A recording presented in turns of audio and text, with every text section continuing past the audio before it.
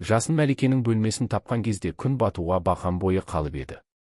Ол бөлмеде жоқ екен.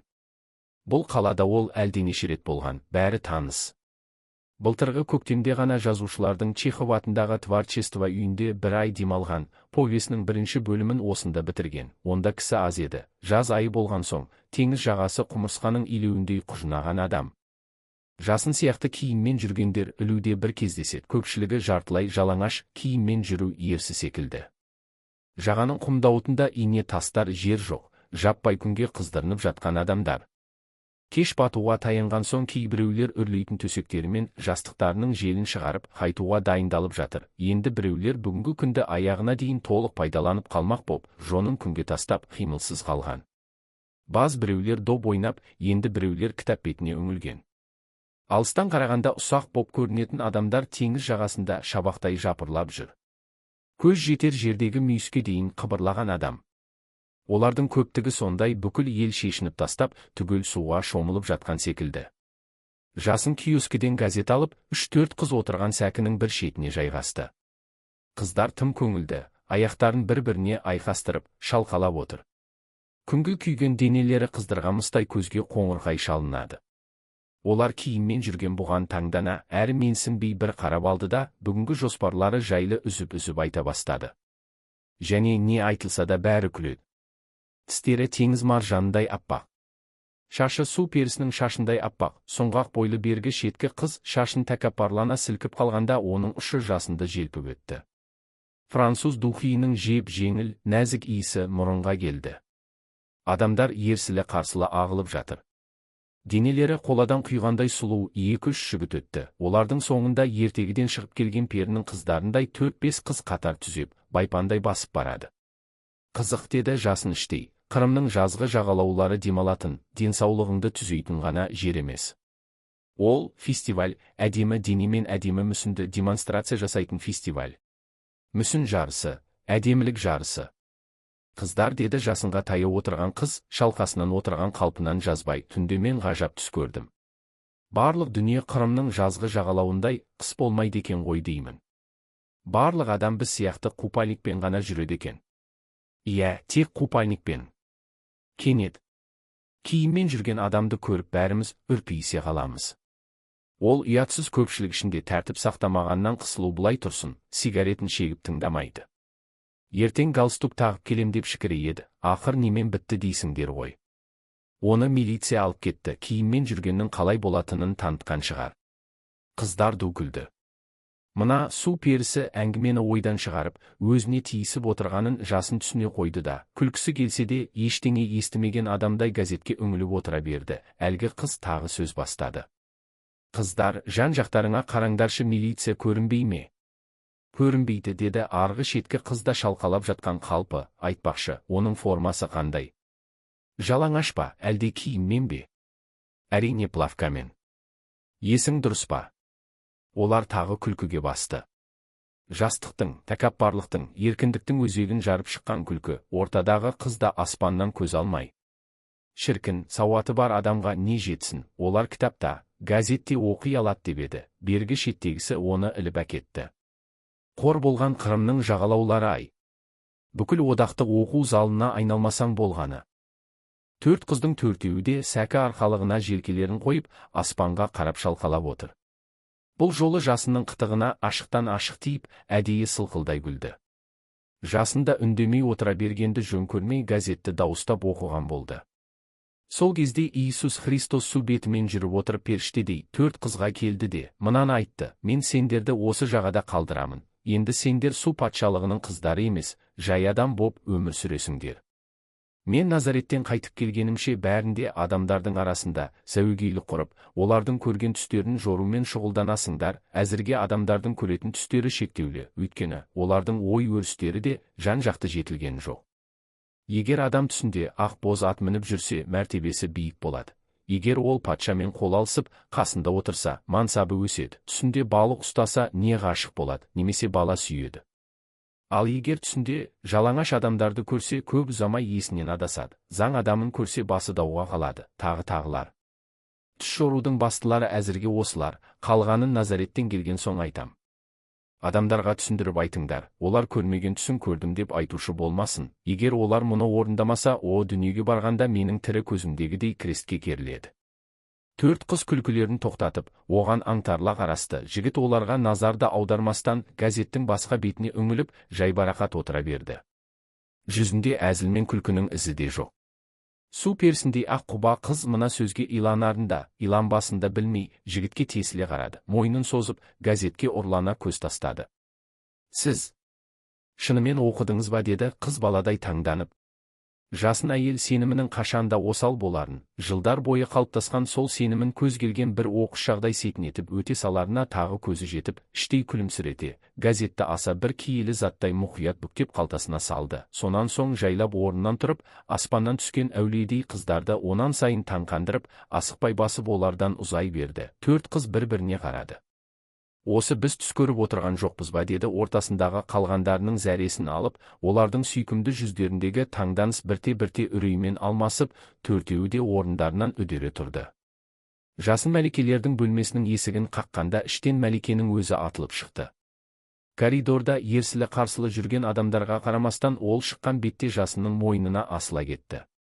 Келдіңіз бе әйтеуір?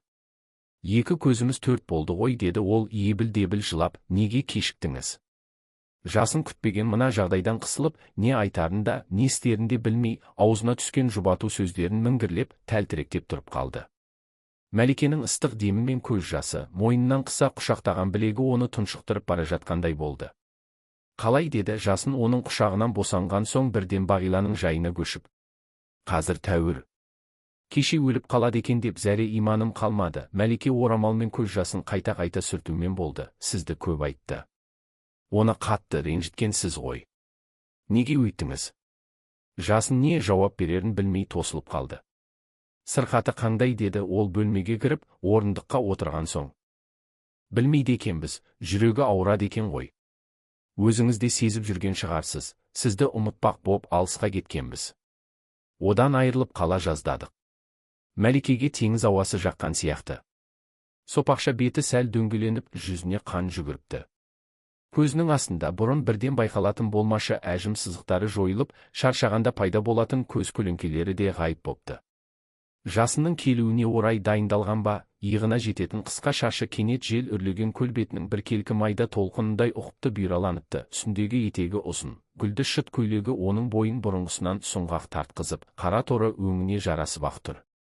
Бәлекет, талғамы жақсы деді іштей Жасын, өзінің әдемі екенін жақсы біледі тағы. Әйелдерде қызық-ау, ең жақсы көретін адамы ауруханада хал үстінде жатса да бойын сәндеп ұстауды ұмытпайды дегенмен, жүрегі таза әйел. Біз оған бүгін жолыға аламыз ба деді Жасын. Маған пропуск берген. Түсіндіріп айтсақ, екеумізді де жіберер. Әуелі мен көрейін.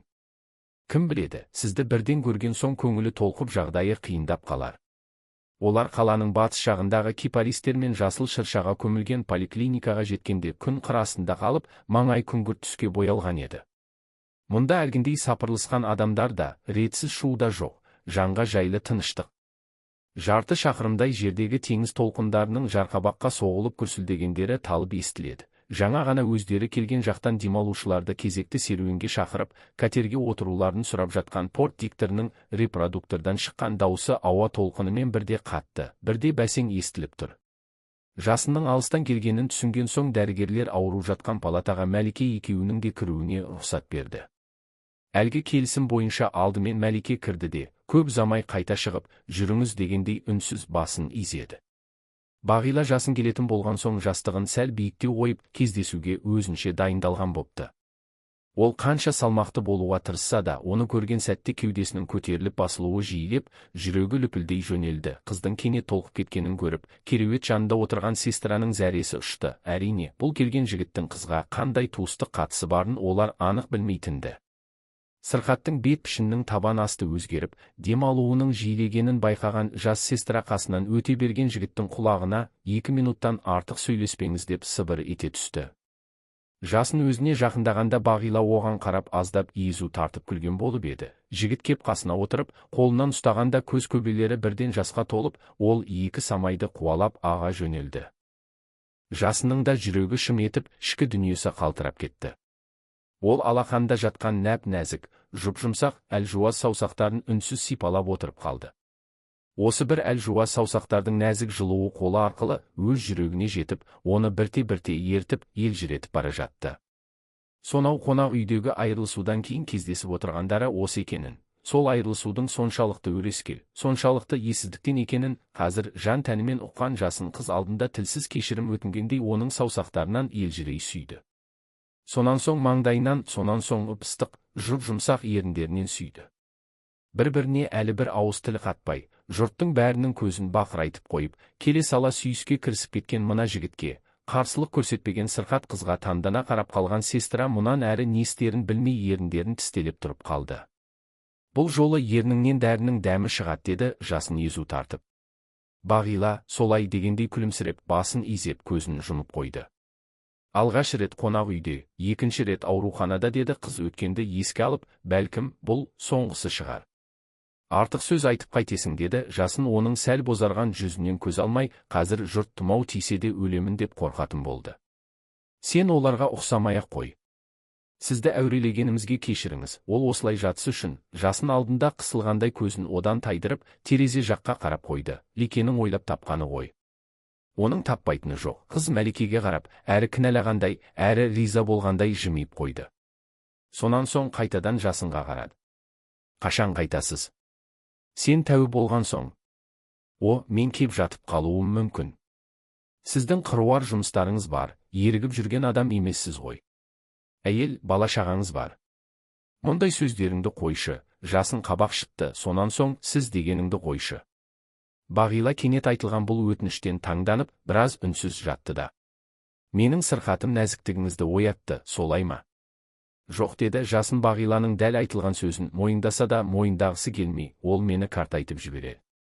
Әзілдеген болса түбінде шындығы жатқан бұл сөзден Бағила дауыстап бір күліп алды. Оның күлкісіне сестра мен Мәлике де, жасынның өзі де қосылды. Бұл келген жігіттің қызға ешқандай туыстық қатысы жоқ екенін түсінсе де сестра енді қабақ шытуын қойды, бірақ өз міндетін ұмытпай оларды асықтыра бастады. Ертең қайтыңыз деді Бағила сәл үнсіздіктен соң, рас айтам. Сенің жөндеп ауруыңа мен кедергі жасаймын ба? Мұндай жағдайда сізбен кездесе бергенді қаламаймын. Әрі 2 күннен соң әкем келеді. Дәрігерлер хабар беріп қойыпты. Сізді көрсе ол түсінесіз ғой. Әрине, түсінем, жасынның еріндері ғана күбірлегендей болды. Мені көрсе қайғысының үстіне қайғы жамайды деді ол іштей Бағиланың ойын жалғастырып, сөйтеді. Мен әйел адамды жақсы көру деген белдеуден асып кеткемін. Бәріне қақым бар, тек сүюге қақым жоқ. Қақым бар кезде кездеспеді, бұлай сүйе алмадым. Бірі болса, бірі болмайтын, бірін тапсаң, бірін жоғалтатын адам бойындағы қасиет өмірдің өшпес заңы ма? Неге олай? Сонау жылғы театралка кафесіндегі кездесуден бастап тынышымды алған, ішкі дүниеме қарғын судай күрт өзгеріс енгізіп, әйел адамды шын беріле сүю деген ұғымымды жаңартып кеткен, қалған өмірімде ұмыта алмасымды санамен, парасатпен сезінген, осы бір жан иесін жоғалтуым керек пе, жоғалуы тиіс пе? Оқуын бітірген соң ол өз бетінше кетеді, мен өз бетімше қалмақпын ба? Тып-тыныш, бейғам, бейтарап. Сонан соң да атқан күнді батырып, тіршілікті жалғастыра бермекпін бе? Ол да сөйтеме. Неге? Неліктен? Әйелім мен баламның барлығынан ба? Өмірдің заңы осыны талап еткендіктен бе? Олай болса, тағдыр мені мұнымен неге кездестірді? Бала сүймей, үйленбей тұрғанда неге жолықтырмады? Бұл да тағдырдың бір әділетсіздігі ме, адамды келемеждеп, сынға салуы ма? Менің бұл махаббатымның құны мен бағасы, әйелім мен 2 балам, олардың тағдыры болмақ па? Неткен қымбат, неткен қаталдық. 2 күннен соң дүниедегі ең жақсы көретін адамымның әкесі келеді, ал мен оған дейін кетуім керек, бұл жерде менің рухымда болмауы керек. Қашуым керек, өйткені мен жасырын ғашық болуға ғана еріктімін, жұрт көзіне де түспеуге тиіспін. Жасырын махаббат. Неткен сұмдық, не деген қорлық. Ол кенет Бағиланш қолын қайтадан қысты да. Алматыға барған соң, екеуміз паркте қыдырайықшы деді. Бағиланың көз шарасы ұлғайып барып, ерінен күлкі табы байқалды. Бәлкім, сіз балмұздақ жерсіз деді ол күліп. Мен шын айтып тұрмын. Қыз иығын қозғады. Алдымен Алматыға жетіп алайықшы. Ертесіне ол Бағиламен қоштасуға қайта келді. «Сау бол, Сур», деді ол қыздың қолынан сүйіп. «Есіңде болсын, Алматыға барған соң мен кешегі айтқанымды орындаймын». «Ох, неткен ерлік! Күлме, сен қарсы емесің ғой. Мен сіздің айтқаныңызға қашан қарсы боп едім». Қыз терезе жаққа мойнын бұрғанда көзіне мөлдір тамшылар жылт ете қалды. Қызық-ау, Алматыда аурухана жетпегендей. Мәлике қызды тыныштандырмақ боп оны самай шашынан сипалады. Бірақ жан толқу үстінде жасалған бұл нәзіктік оны саябырстудың орнына кеудесінде баяғыдан үйіп жатқан реніші мен назын, ызасы мен сергелдеңін, қуанышы мен мұнын, барлық сыр қатпарларын қозғап жіберді. Бағила үн шығармай көзі баттиып ашық жатып тағы жылағанда Мәлике жасынға бір қарады. Ол бұл қарастан соң жағдайдың бәріне мұны кінәлаған салқын нышанын байқап қалды. Ол дір ете түсті. Өзім бір ғана сәтке шарпып өткен көзқарас жақсы көру мен кінәлаудан екі аралығындағы талай сөзді аударып өткен секілді, және жасын адам жанарының тілден миллион есе бай, миллион есе терең екенін дәл осы сәтте алғаш рет шын ұғынды. «Біз кеткелі газеттер сізді сынаған жоқ па?» деді Бағила осы сөзімен бәрінде ой шырмауынан құтқарып. «Әзірге жоқ. Сен келгенше болып қалар», ол аздап езу тартқан болып еді. Бағила мән бермеген соң әзілінің мүлде орынсыз шыққанын түсінді. «Мен тағы келем», деді ол басқа ешқандай сөздің ретін таппай. «Өзім алып кетем». 4-5 күннен соң Бағила бетін бері бұрды. «Керегі жоқ», деді ол жасынға көз тоқтата қарап. «Мен өзім барам сізге». Жасын толқып кетті. Бұдан ары қарай тіл қатудың артық екенін білді. Қанша ақылды сөз болғанмен олардың бірде-бірі әлгі сөзден кейін туған үнсіздікке тұрмайтынын, одан аспайтынын сезді. Ол орнынан үнсіз көтерілді де, еңкейіп кеп Бағиланың маңдайынан сүйді. Сонан соң ләм деместен есікке қарай бұрыла берді. Сол сәтте есік өзі ашылып, күтпеген жерден бас дәрігермен бірге Қаратай мен Тұрғат кіріп келді. Оларды ертең келеді деп ойлаған Мәлике мен жасын тұрған жерлерінде қатты да қалды. Азапты үнсіздік 3-4 секундқа созылды. Қаратай, Мәлике, жасын арасындағы жанар алмасу біте берген сәтте бас дәрігер сөз бастады. «Қызыңыздың мұндай сырқаты барын байқамағандығыңыз қиын болған», деді. Ауру жатқан жаққа қарамауға тырысып. «Оқасы жоқ. Бүгінгі медицинаның араласуына әлі кеш емес. Жақын арада бәрі жақсы болады. Сіздерді мазаламауға да болар еді. Бірақ, кім біледі, хабар бермеуге хақымыз жоқ». Қаратай дәрігердің сөзін жүре тыңдап, қызының қасына келді де маңдайынан иіскеді. «Кінәлімін, кешір», деді ол сыбырлап. «Бұрын неге білмегенмін? Әке болған соң білуге тиіс едім ғой». Оның даусы дірілдеп, теріс айналып кетті. Қалтасынан орамалын алып, білдірмеген боп әуелі мұрнын, сонан соң тез арада көзін сүртті. Келесі сәтте бойын қайта жинап, қызына қарады. Онымен Тұрғат амандасып жатыр екен. Ол да туы алыстан келген соң қол алысып қана қоюды қомсынғандай Бағиланың маңдайынан сүйді. Жаңа ғана жасын сүйген маңдайдан. «Неткен жиіркенішті», деді ішінен Бағила. Бір маңдай, оны бірінен соң бірі кеп мүлде екі түрлі адам сүйіп етті. Бір-біріне керағар екі адам. Мақсаттары да, мақсатқа барар жолдары да, таным түйсіктері де екі басқа. Тұрғаттың неге ілесіп келгенін әкем білмейді-ау. Азаматтық деп ойлайтын шығар. Жасынмен қонақ үйде айырылысқан соң Бағила Тұрғаттан хат алғанды. Ол 8 бөлмелі үй салдырғанын, ішінің жасау жиһаздарға толғаны, бірақ оған ең қымбат алтын жиһаз, Бағила ғана жетпей тұрғанын жазыпты. Мұны алтын жиһаз деп атапты. Өзінше сүйікті қызының бағасын асырғаны осы бопты. Ол беделінің облыс алдында да жаман емес екенін, Қаратай Исаевичті жандай жақсы көретінін, оның да дәл осылай өзін жақсы көретінін жазған екен. Қазір өзінің күн сайын спортпен шұғылданатынын, значогын алғанын, тіпті бір бұзау асырағанын, соны күн сайын бір жыл бойы көтере беретінін, бір жылдан соң салмағы 120-130 кг тайыншаны оңай көтеріп кете біреудің жолын осылай ойлап тапқанын жазыпты. Сол хат есіне түсіп, Бағила есік жаққа мойын бұрды. Босаға жанында тұрған жасының жоқ екенін сонда ғана көріп, ауру жүрегі зырқ ете қалды. Оның көз алды қарауытып кетті. Адамдардың сөйлескен, дабыр-дұбыр болған дауыстары алыстап, талмаусырап бара жатты. Дәрігерлер палатадағы бөгде кісілерді түгел сыртқа шығарып жіберді. Есік алдында елеусіз қалған жасын жұрт естерін жиған соң, туыстар арасында ыңғайсыз жағдай тудырарын сезіп, олар абыр-сабыр боп жатқанда ақ сыртқа шығып кеткенді.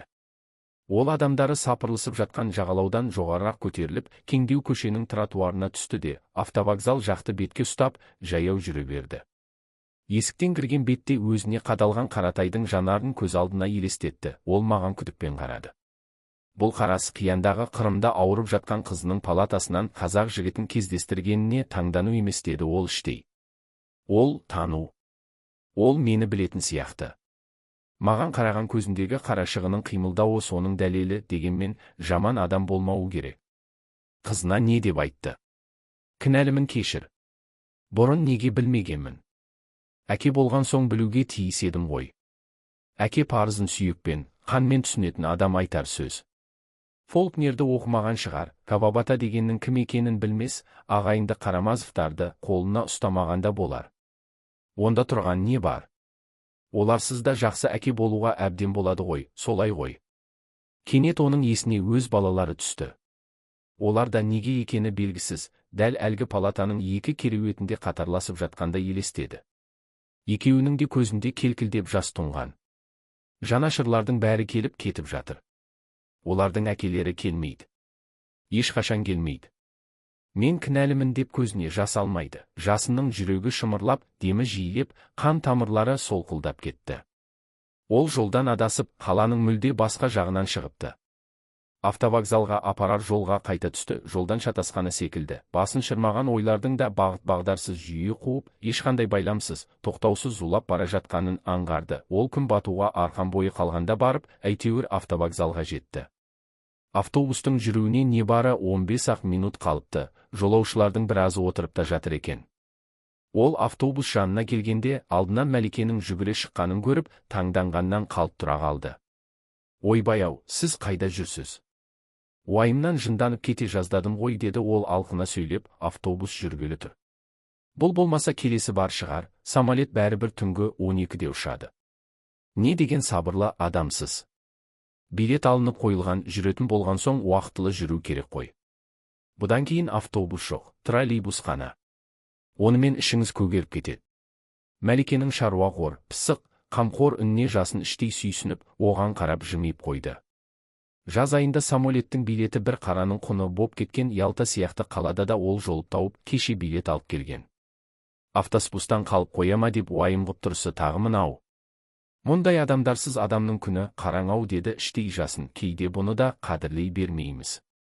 Және өзі қандай көрікті. Әйел адам көрікті болуы керек екен ғой. Қайдан алса онан алсын, әйел адам көрікті болуы керек. Ол ойымды оқып қоймасын дегендей Мәликеден көзін тайдырып әкетті. Сіз кеткен соң Бағиланың жүрегі қайта қабынды, деді Мәлике даусын кенет баяулатып. Жасын оған жалт қарады. Қорықпай-ақ қойыңыз. Тәуір болды. Жігіт ауыр бір күрсінді. Иә, біз сізді осылай ұмыттық, деді Мәлике ойнақы үнмен. Екеуі де бір-біріне қарап күліп алды. Менімше бар идеяның басы сіз ғой деймін. Иә, мен, деді Мәлике ши қалпағын тузу тұрса да жөндеп қойып, жалпы бәріне кінәлі менмін. Тіпті Африкадағы мемлекеттік төңкерістерге де қатысым бар ма деп қалам. Сізге ши қалпақ жақсы жарасады, деді. Жасын оның сөзіне сүйсінгенін мүлде басқа аңғарымен білдіріп, әлгі кісілер қашан қайтады екен? Айтпақшы, деді Мәлике жасынның иығынан қағып қойып. Қаратай сені сұрады. Сұрағанда бар ғой, бірден атыңды атап сұрады. Менің иманым ұшты. Оңашада ұрсатын шығар деп ем қайтып бұл жөнде ләм демеді. Менімше, ол сені соншалықты жек көрмейтін сияқты. Ал қасындағы жігіт? Ол бетін тыржитып, қолын сілтеді. Жаным жек көреді. Бағиланы Алматыға сол алып бармақшы. Қаратай ертең дәл осы рейспен ұшады да, ол осында қалады. Егер дәрігерлер рұқсат етпесе, ауылға барып қайтып келмек. Жасын оған тесіле қарады. Мәлике де бұдан көз алмай үнсіз қарап тұрды да, кенет екі бетінің ұшына түймедей екі тамшы қызыл шеңбер пайда болып, ол тез арада жайыла бастады. Бет жүзі түгел қызылға боялып біткенде барып ол кірпіктерін қағып алды да. Ой, мен сізге, сен деп сөйлеппін ғой, кешіріңіз, деді күбірлеп. Солай ма? Мен басқа оймен әлек боп тұрғанда сіз кешірілмес күнә жасаған екенсіз ғой. Естімеген ол сөзімді мен ақтық демім біткенше кеше алмаймын. Біз барғанда сіз Алматыда боласыз ба, деді Мәлике оның көтеріңкі даусына сабырлы үнмен жауап беріп. Неге біз барғанда? Мен тағы келемін дедім ғой. Керегі жоқ. Әлгі жігіт осында болады. Ол сізді ұнатпайды. Жалпы, жазушыларды ұната бермейді. Оның үстіне, ол Бағиланың оқу бітіргенін күтіп жүр. Жасын қалтасынан сигарет алып, асықпай тұтатты. Темекі түтінін бірінің артынан бірін тез 2-3 будақтатып алды да, жайымен ғана. Білемін деді. Қалай? Бағила айтып па ет деді, Мәлике таңданып. Айту шарт емес. Сезем, ол бағана есіктен кіріп келе жатқанда көзінен танығам. Беріден ғана ойлайтын адамның бет жүзіндегі құбылыс та күрделі емес, оқу оңай. Білесіз бе деді, келесі сәтте Мәлике төмен қарай тұрып, мен сізге ризамын. Не үшін?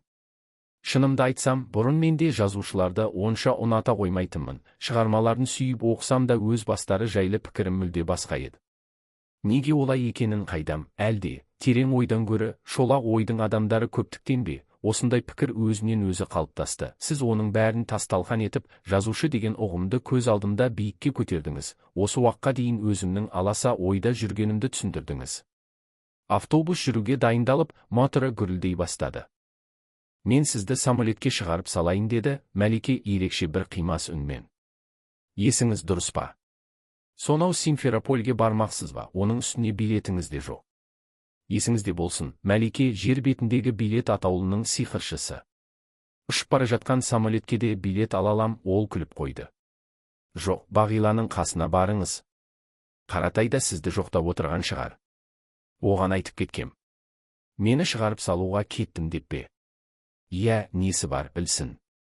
Ол Мәликеге қарап тұрып басын шайқады. Сен өте қайсар әйелсің деді әдейі. Сен дегенді қадай айтып, Мәлике бұған жанарын бір тастады да, кірпіктерін қайта құлатты.